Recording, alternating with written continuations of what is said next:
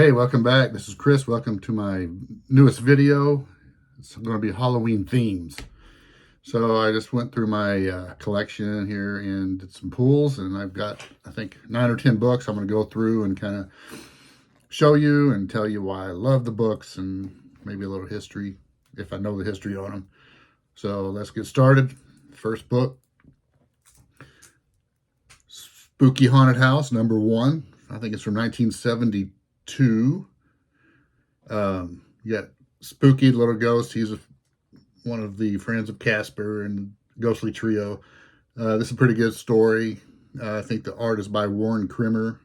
He's probably the most well-known artist of the Harvey series. But anytime you have a ghost on a cover with another ghost, something's going to go wrong. So you got the green ghost and the Spooky, who's really a fraidy cat. But yeah, this is a good one. I've had this several years. I picked this up in a collection, and I really dig the older Harvey comics, whether it's Richie Rich or Casper or Wendy or even Little Dot. Depends on the artist, of course. Some of the newer stuff I don't get into, but I like the older stuff. So yeah, this is a pretty good book to have. You guys probably recognize this cover, the person on the cover. Barnabas Collins from Dark Shadows. It used to be a soap opera on one of the stations years ago. It was on pretty much when I was a little kid. I never saw it. My daughter, she watched it, and she said there's like thousands of episodes. So I was like, I'm not even going to attempt that. But yeah, this is adaptation of the TV show from Gold Key. This is probably late 60s, early 70s. I got this book in a collection off Heritage Auctions. The photo covers were only on the earlier issues. I think this is issue number 2, I believe, if I remember correctly. Oh yeah, so the date is 1969 right there at the bottom. Yeah. So this is pretty good book to have in the collection. I like Gold Keys also. Very collectible. Sometimes they're hard to find in higher grades, but yeah, Dark Shadows. Can't beat it. You know this guy. Dracula. This is a Dell release from 1961 or 2.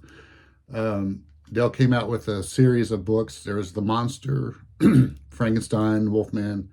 I've had all those, and I got rid of them. I traded them off or sold them, but Dracula is the last book I have in the series.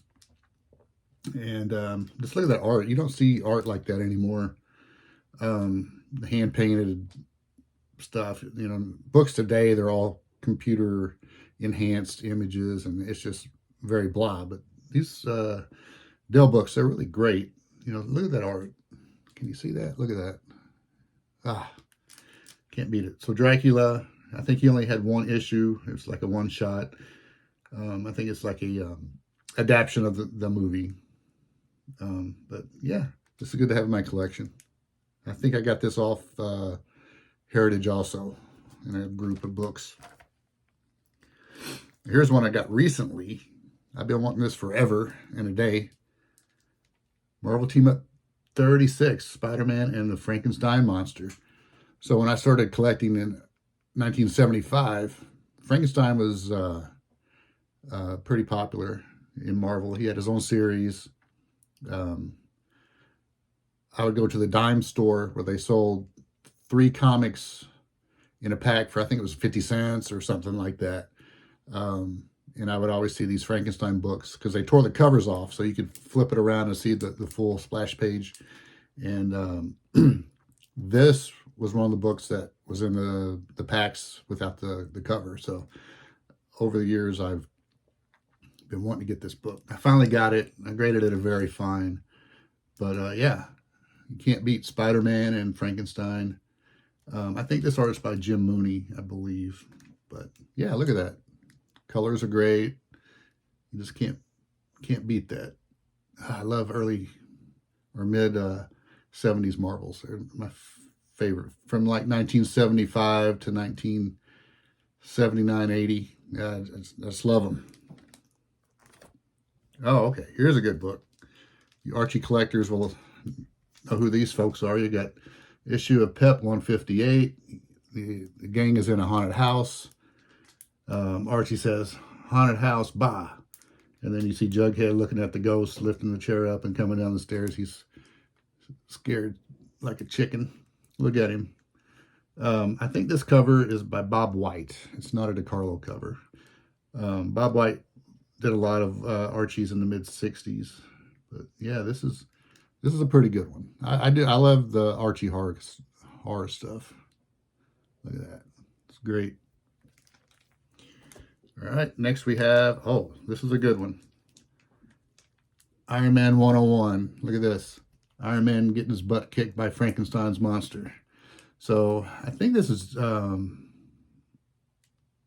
not sure who the artist is. I'd have to double check, but this is from 1977. I've graded this book a very fine plus. Look at that art. Gosh, look at Frankenstein. It's just awesome. Look at that. One of the first books I ever bought was Iron Man 86, I think it was. It was first appearance of Blizzard. It was a quarter. That's what got me started on Iron Man. Man, those were such good books. Look at this one though. Tying Iron Man up with a chain. It's just, yeah, it's great. You just can't beat. Look at that. I just love this. All right, let's see what the next one is. Oh, okay. Fantastic Four 185. You've got the Franklin Richards and his caretaker, Agatha Harkness, who's an old woman in the comics, not young like in the Marvel TV series. She's basically the babysitter of Franklin. This story is called Here There Be Witches. Agatha's a witch, and if I remember right, they're in Salem, but all these gargoyles are attacking the Fantastic Four. This is from 1977. Yeah, I haven't graded this one yet, but this appears to be a very fine near mint, or even near mint minus. I don't have my glasses on, so I really can't see that well. But yeah, that's a good one. Good Halloween issue. Another Gold Key. This is a reprint, but it's the Scarecrow of Romney Marsh. This is a Disney reprint from the later 70s. There was a 3-issue series by Dell that had the Scarecrow in 1, 2, and 3. But this is another reprint. But look at that art. These Dell and Gold Key, they just really produce these painted covers. They're just great. The story's good too. I wish I had the other parts, but yeah, Scarecrows are pretty scary. I just love this book. I don't know why, but I do. Okay, let's see what's next. Oh, this is by a master. This cover here, you'll know who he is. Hulk 197. Hulk versus the Man-Thing. And you have the collector here. Strike my slave I wish I could talk. Strike my slave at the command of the collector. Need we say more? So what makes this cover special? Of course, well, you have the Hulk and the Man-Thing. That's pretty good in itself. But the art's by Bernie Wrightson, who was the king of horror comics in the 70s. Mostly at DC. He did a couple of Marvel things. But look at that. Can you see that? Gosh. I'd be afraid of the Man-Thing.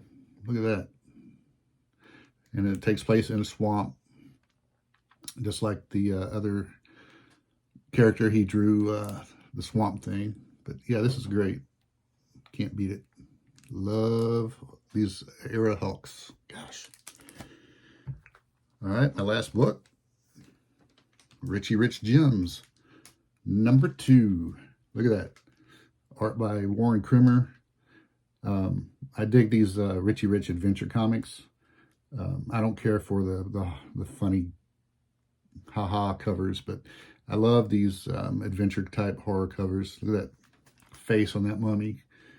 Poor Richie, he's running scared. All the gems laying around. This story. Why did Richie defy the curse of the mummy's tomb? Well, read the book and you'll find out. But look at that. That's great. I'm on the hunt for other good horror Richie Rich covers. So that's my video for today. I appreciate you guys viewing. I want to do more. I just want to give my love for comics out there in the world today with all the bull crap going on. This is something I can look to and make myself feel better, and hopefully you guys get a kick out of it. And I hope you guys come back and have a happy Halloween. Watch out for candy from strangers tonight that have razor blades in it or whatever. Be safe. And I hope you guys tune in more to the channel. See ya. Bye-bye.